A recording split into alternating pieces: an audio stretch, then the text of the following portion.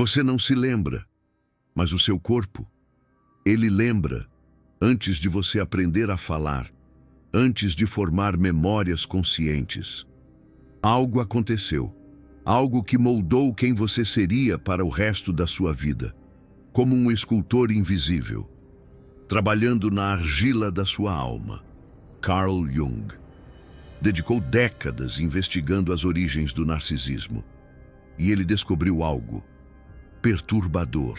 As raízes mais profundas se formam nos primeiros 2 anos de vida, um período que, simplesmente, escapa à sua lembrança.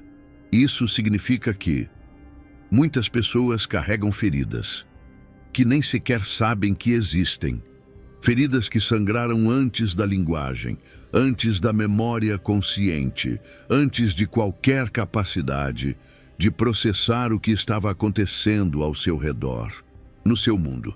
Nos próximos minutos, eu vou te mostrar exatamente o que acontece na primeira infância, que pode criar indivíduos com tendências narcisistas. Vou te explicar por que essas feridas são tão difíceis de curar. E vou te dar ferramentas para acessar e processar danos que você nem lembra de ter sofrido. Se você sente um vazio que nenhuma conquista preenche, esse vídeo pode finalmente explicar o porquê, uma peça que faltava no seu quebra-cabeças. Vamos começar pelo básico. Vamos começar pelo começo. O que acontece nesses primeiros 2 anos de vida? Nos primeiros meses, o bebê não tem noção de ser separado da mãe. Para ele, mãe e bebê são uma coisa só.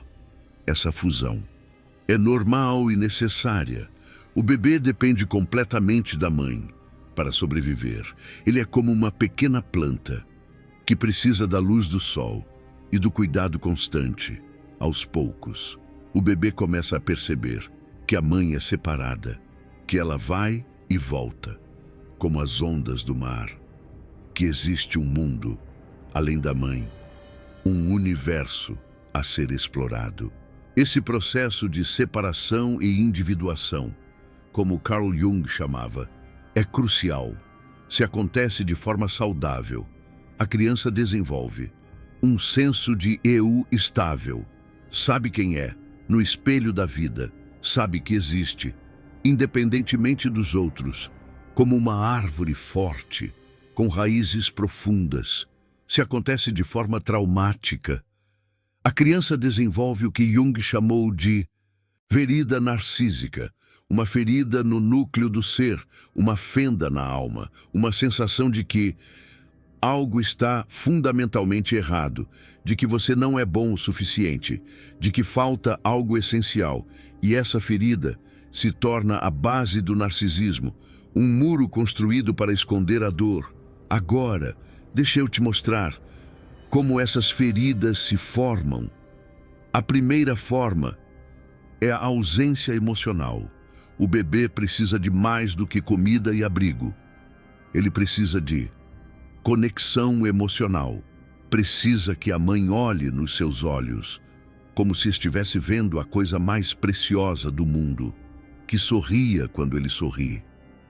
Um espelho de alegria, que responda aos seus sinais, como uma melodia para o seu choro, quando o bebê chora.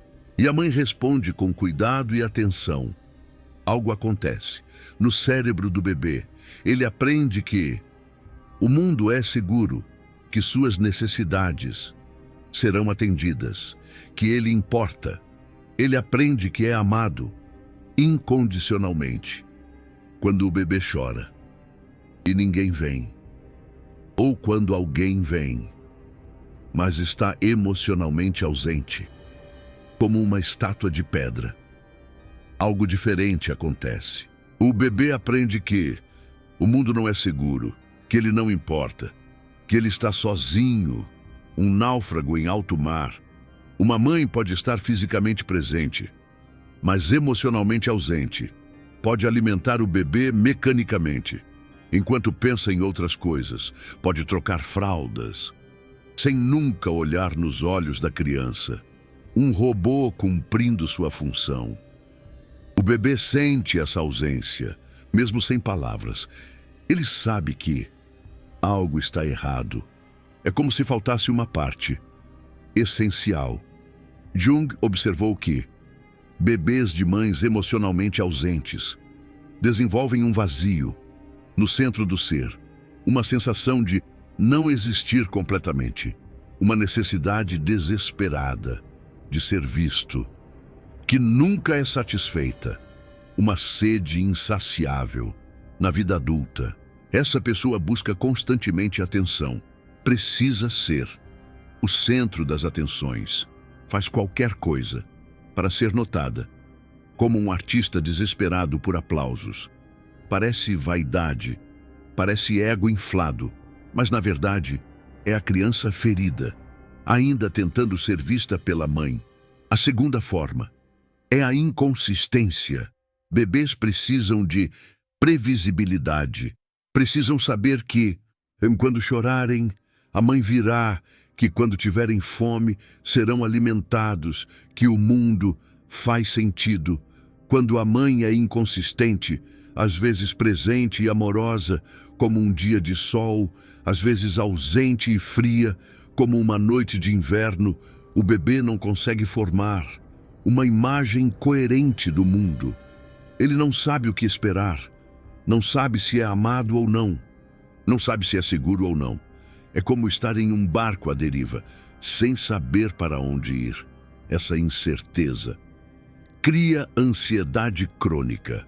A criança se torna hipervigilante, aprende a ler cada sinal da mãe, como um detetive, para tentar prever o que vem. Na vida adulta, essa pessoa tem dificuldade em confiar, espera sempre a traição, testa constantemente os parceiros, para ver se vão abandoná-la, como um jogo perigoso. E, paradoxalmente, suas próprias ações frequentemente causam o abandono que ela tanto teme. O ciclo se repete, como uma profecia autorrealizável. A terceira forma é a intrusão. Algumas mães não conseguem respeitar os limites do bebê, não conseguem permitir que ele seja separado.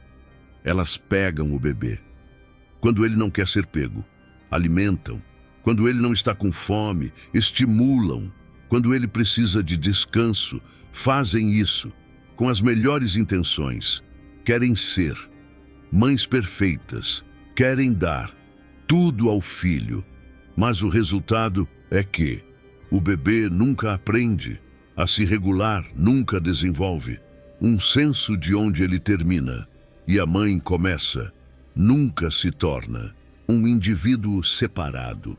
Jung chamava isso de engolfamento. A mãe absorve o bebê em sua própria identidade. É como se o bebê perdesse seu contorno. Na vida adulta, essa pessoa tem dificuldade com limites. Não sabe dizer não. Sente-se responsável pelas emoções de todos. Perde-se nos relacionamentos, como uma folha ao vento. E quando alguém tenta se aproximar demais, ela entra em pânico, porque proximidade significa desaparecimento, significa perder a si mesma, como se fosse engolida por um buraco negro. A quarta forma é o espelhamento distorcido. Nos primeiros anos, o bebê se vê através dos olhos da mãe. O rosto da mãe é seu primeiro espelho. Se a mãe olha com amor e deleite, o bebê se sente amável e encantador, como uma estrela brilhante. Se a mãe olha com desapontamento, irritação ou indiferença, o bebê se sente defeituoso, como um objeto quebrado. Esse espelhamento inicial forma a base da autoestima. Não o que você conquista, não o que você faz, mas como você foi olhado nos primeiros anos. Quando a mãe espelha de forma distorcida, a criança desenvolve uma imagem distorcida de si mesma. Pode se sentir especial demais. Se a mãe idealizava, pode se sentir sem valor. Se a mãe menosprezava, ambos são narcisismo. Um é grandioso, o outro é encoberto, mas a raiz é a mesma. Um espelho quebrado na primeira infância, uma lente que distorce a realidade.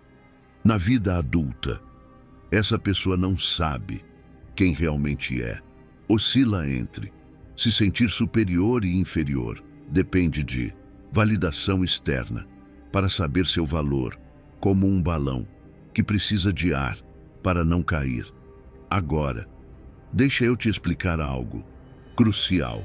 Por que essas feridas são tão difíceis de curar? Existem 3 razões principais.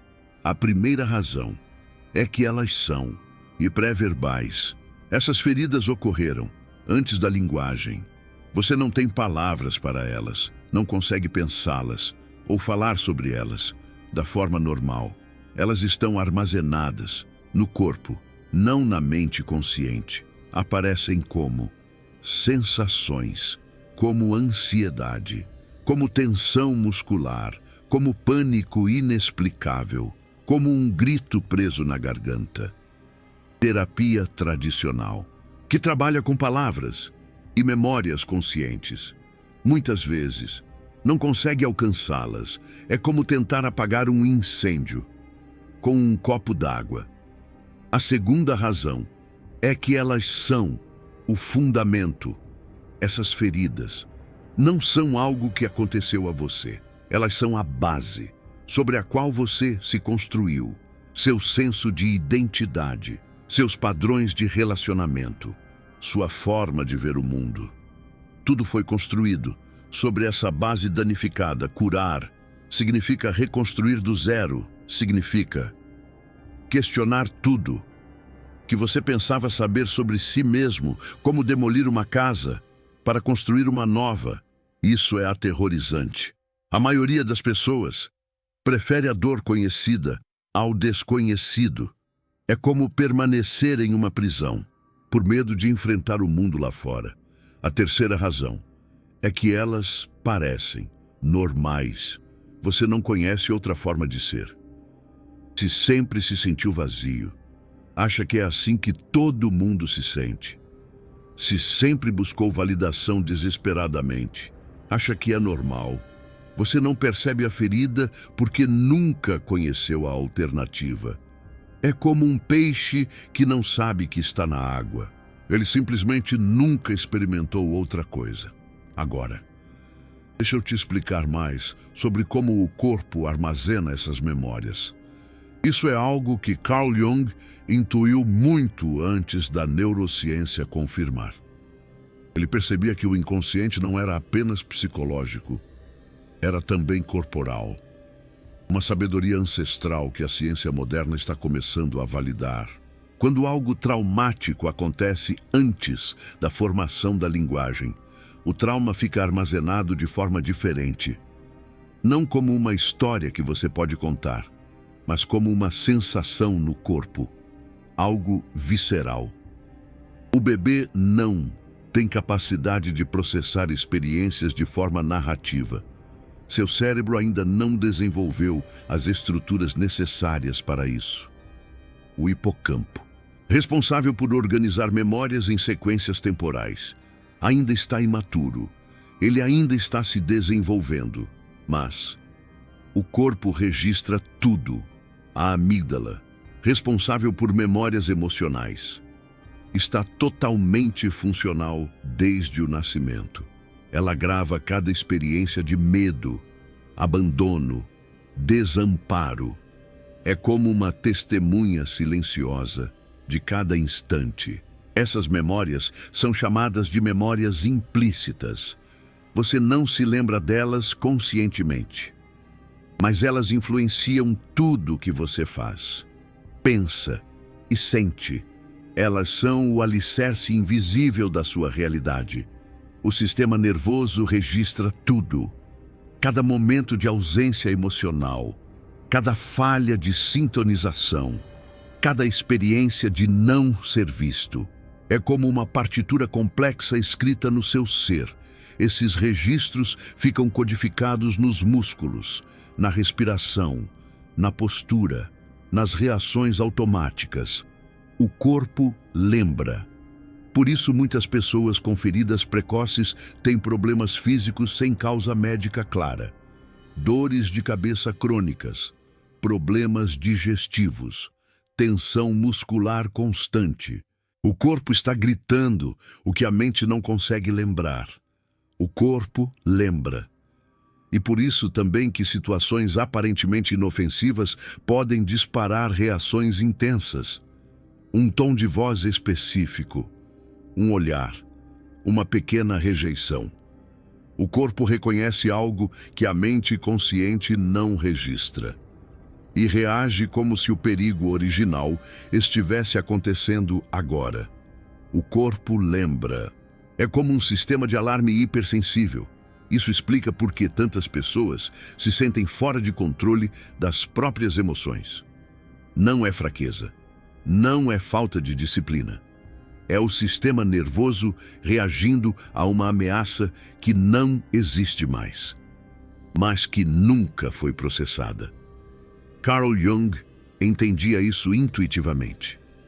Ele falava sobre como o inconsciente se comunica através do corpo, sobre como sintomas físicos frequentemente carregam mensagens psicológicas. O corpo lembra. Hoje, a neurociência confirma o que Carl Jung intuiu. Sabemos que o cérebro de um bebê que não recebe cuidado emocional adequado se desenvolve de forma diferente.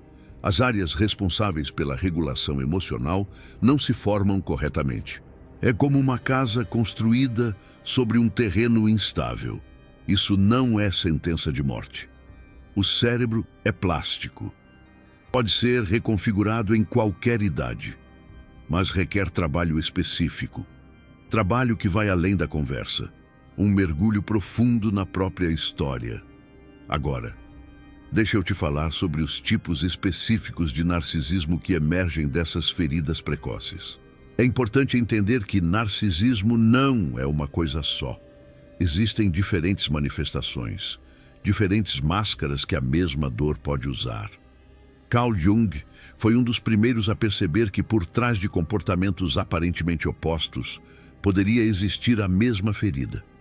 O arrogante e o tímido podiam ter a mesma raiz. A grandiosidade e a autodepreciação eram apenas lados diferentes da mesma moeda.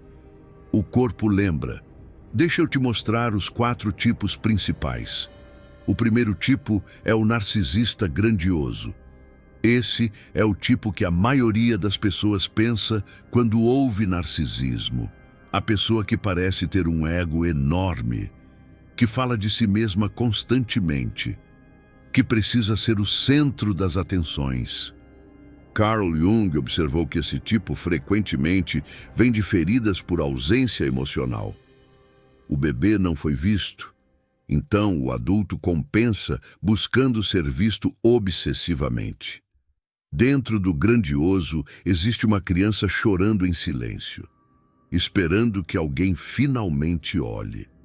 O corpo lembra.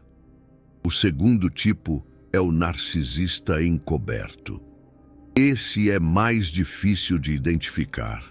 A pessoa não parece arrogante, parece tímida, insegura, até vitimizada, mas por baixo existe a mesma dinâmica, a mesma necessidade de validação, a mesma incapacidade de regular emoções, a mesma dificuldade com intimidade verdadeira. Carl Jung observou que esse tipo frequentemente vem de feridas por espelhamento distorcido negativo. O bebê foi visto, mas visto com desapontamento. Então o adulto se sente fundamentalmente inadequado. Dentro do encoberto, existe uma criança que aprendeu que sua existência desaponta. O corpo lembra. O terceiro tipo é o narcisista somático. Esse tipo foca obsessivamente no corpo, na aparência, na saúde, no desempenho físico. Parece vaidade, mas Carl Jung percebia que era algo mais profundo. uma tentativa de controlar o corpo que carrega memórias intoleráveis, uma forma de se sentir real através do físico. Dentro do somático existe uma criança que não conseguiu habitar seu corpo de forma segura. O corpo lembra. O quarto tipo é o narcisista cerebral. Esse tipo foca obsessivamente no intelecto, nos diplomas, nas realizações mentais. Despreza o corpo e as emoções. Carl Jung observou que isso frequentemente vem de feridas emocionais que levaram a pessoa a se refugiar na mente. Se o corpo é perigoso, a mente é segura. Dentro do cerebral, existe uma criança que precisou abandonar metade de si mesma para sobreviver. O corpo lembra. Todos esses tipos têm a mesma raiz. Feridas nos primeiros anos, ausência, inconsistência, intrusão ou espelhamento distorcido. A manifestação é diferente, mas a dor é a mesma. Agora, deixa eu te contar sobre um caso que Carl Jung descreveu. Um homem de 50 anos procurou Carl Jung com depressão crônica. Tinha tudo que a sociedade diz que traz felicidade: dinheiro, status, família. Mas sentia um vazio que nada preenchia. A terapia tradicional não funcionava. Ele analisava sua infância e não encontrava nada de errado. Seus pais eram presentes, educados, provedores. Carl Jung percebeu que o problema não estava nas memórias conscientes. Estava antes delas, nas camadas mais profundas do ser. Começaram a investigar os primeiros 2 anos de vida, através de fotos, documentos, conversas com parentes, reconstruíram a história. Descobriram que a mãe tinha sofrido uma depressão pós-parto severa. Por quase 1 ano, ela mal conseguia cuidar de si mesma, muito menos do bebê, fisicamente. O bebê foi alimentado e cuidado. Os avós e outras pessoas da família garantiram isso, mas emocionalmente ficou sozinho. Nenhum substituto podia oferecer o que a mãe não conseguia dar. A mãe estava lá, mas não estava. Seu corpo estava presente, mas seus olhos estavam vazios. Ela segurava o bebê, mas não o via. Não sorria de volta. Não respondia aos seus sons e movimentos. O homem não tinha nenhuma memória disso. 50 anos depois, não conseguia se lembrar de nada daquele período. Mas seu corpo lembrava. Cada célula lembrava. O corpo lembra. O vazio que sentia era o eco daquele primeiro ano de solidão emocional.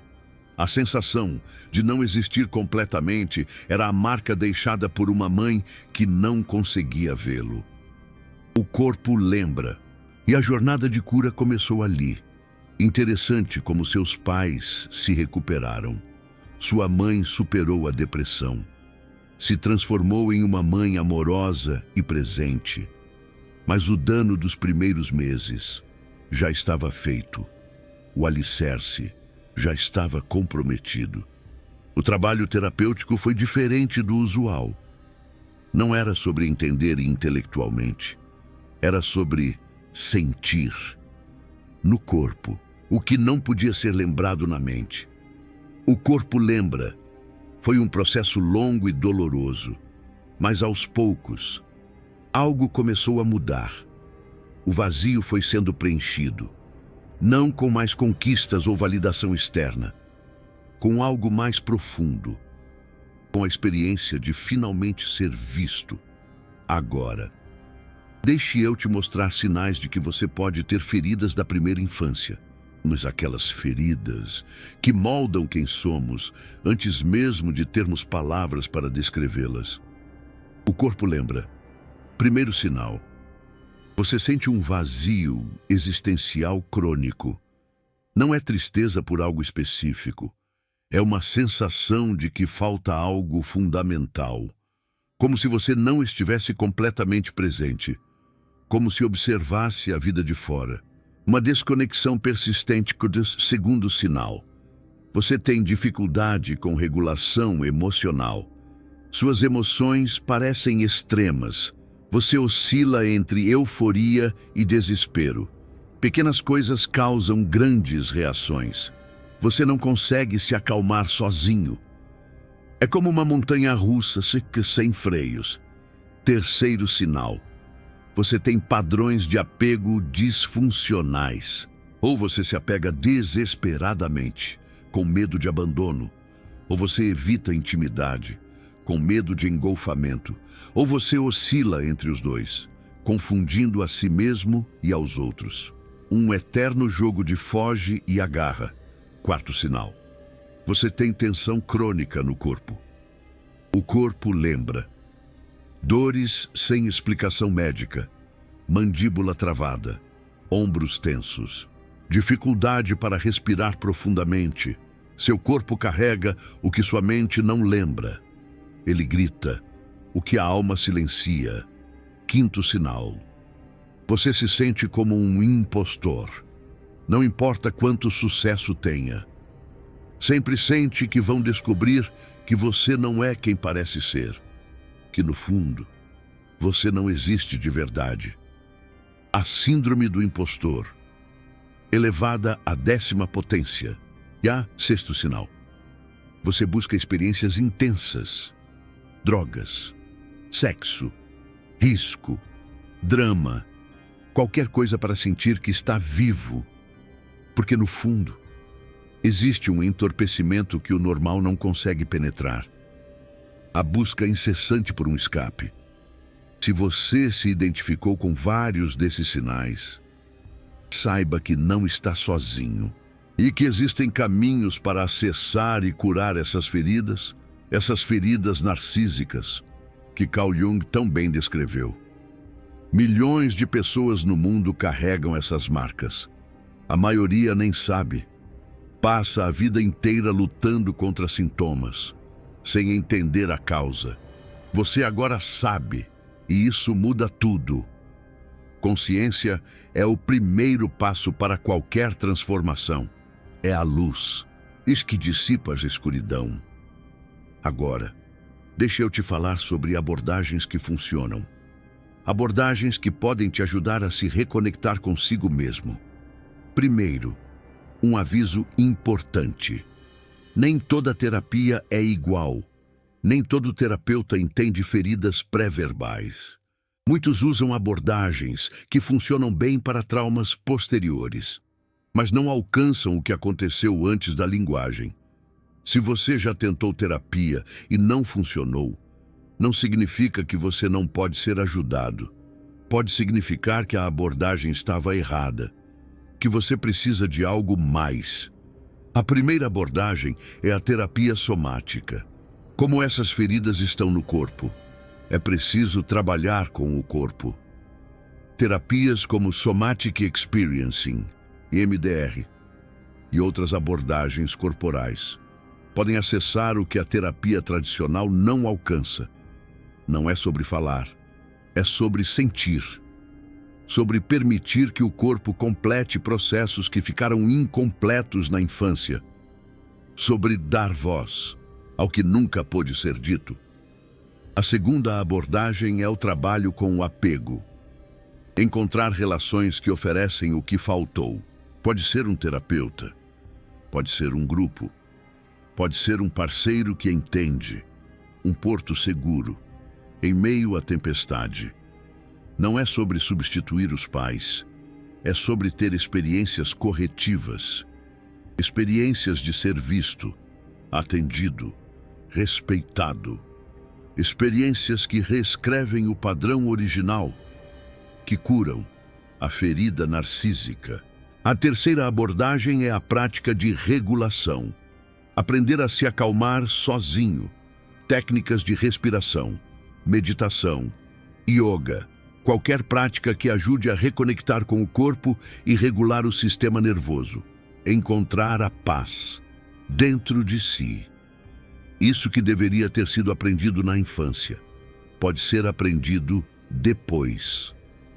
O cérebro é plástico. Novos padrões podem ser criados. A esperança sempre existe. A quarta abordagem é o autocompaixão. Muitas pessoas com feridas precoces são extremamente duras consigo mesmas. A voz crítica interna é implacável, um carrasco interior. Aprender a se tratar com gentileza, especialmente nos momentos difíceis, é parte essencial da cura. É como se tornar o pai ou mãe que você precisava, que nunca teve. Carl Jung dizia que a cura de feridas narcísicas é o trabalho mais profundo que existe, porque é reconstruir a própria base do ser. É encontrar a si mesmo, em meio ao caos. Não é rápido, não é fácil, não é linear. Existem avanços e retrocessos, momentos de esperança e momentos de desespero. Uma jornada, com altos e baixos, mas é possível. Pessoas que fizeram esse trabalho descrevem uma transformação profunda. Não que os problemas desapareçam, mas que a relação com eles muda. O vazio começa a se preencher, a solidão existencial diminui, a vida começa a ter cor, e isso vale cada momento de dor no processo. O corpo lembra, mas a alma renasce. Agora, uma última reflexão. Se você chegou até aqui, provavelmente reconheceu algo de si mesmo nesse vídeo. Provavelmente sentiu aquela sensação de finalmente ter nome para algo que sempre soube, mas nunca conseguiu expressar. Isso já é o começo da cura. Consciência é o primeiro passo. Você não pode curar o que não vê. Agora você vê a verdade. Liberta. O próximo passo é seu. Pode ser buscar terapia. Pode ser pesquisar mais. Pode ser simplesmente se permitir sentir o que esse vídeo despertou. Qualquer que seja o próximo passo, saiba que você não está sozinho.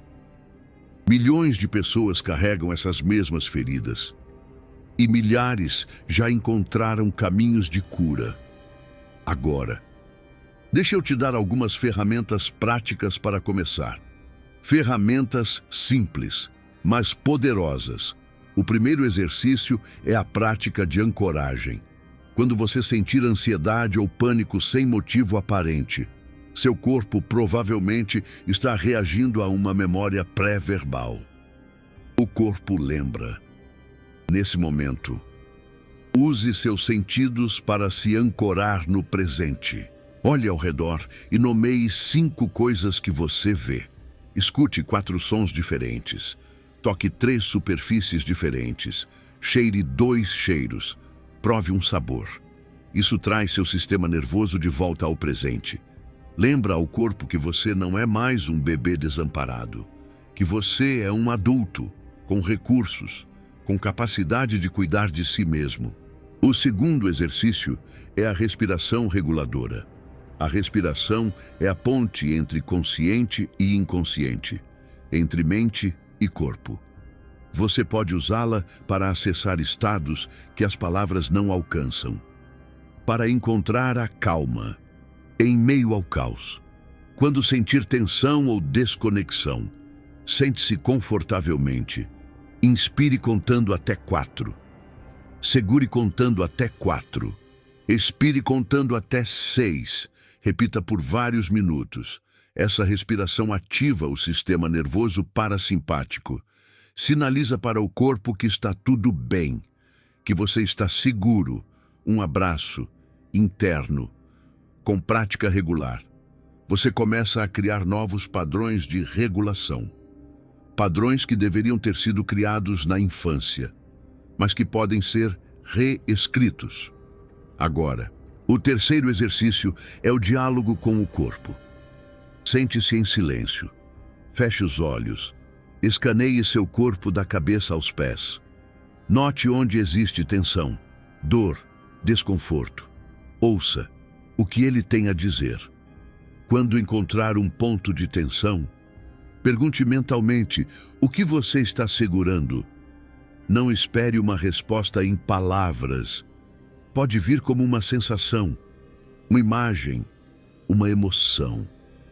O corpo lembra e ele fala. Se você souber ouvir, esse exercício abre um canal de comunicação com as partes de você que não têm linguagem.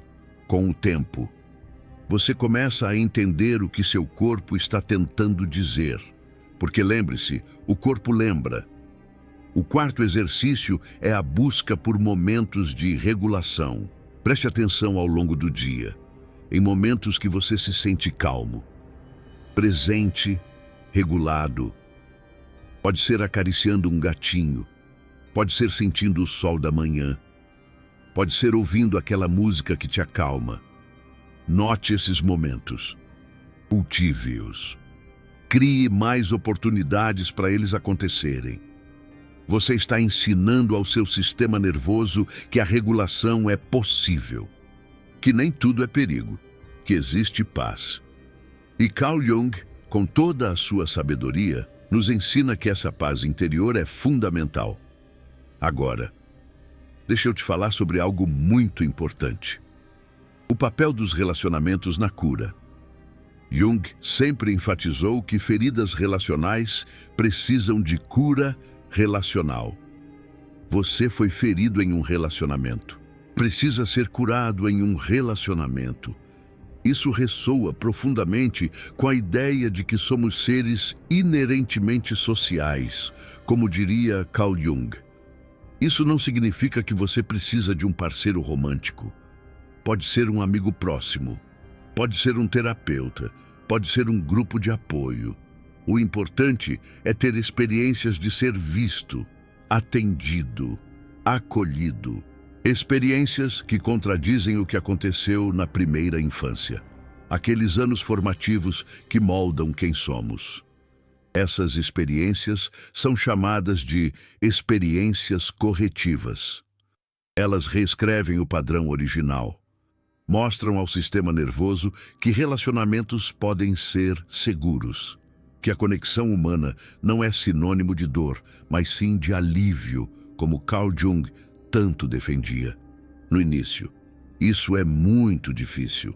Se você foi ferido em relacionamentos, seu sistema nervoso automaticamente desconfia de relacionamentos. É quase como um mecanismo de defesa.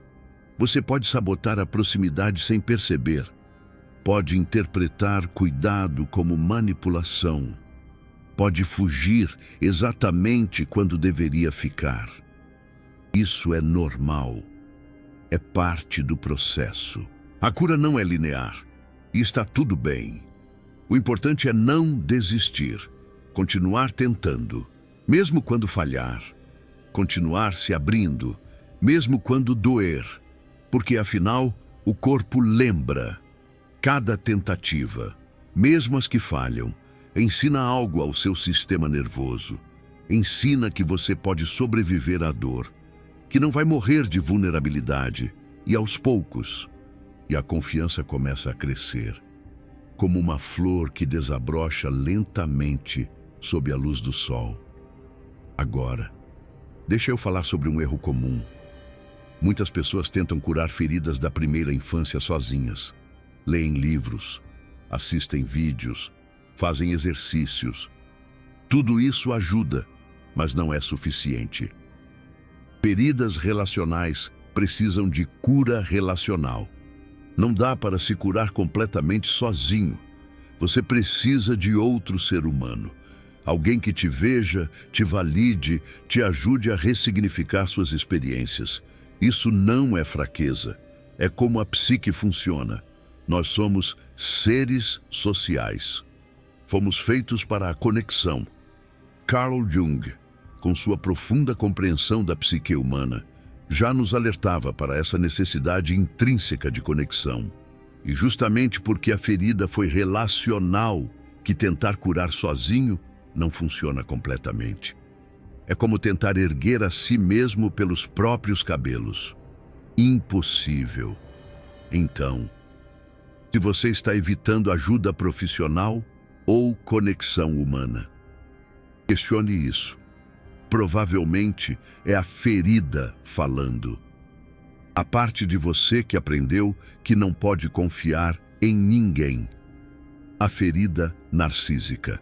Essa dor profunda que te faz acreditar que você está sozinho no mundo.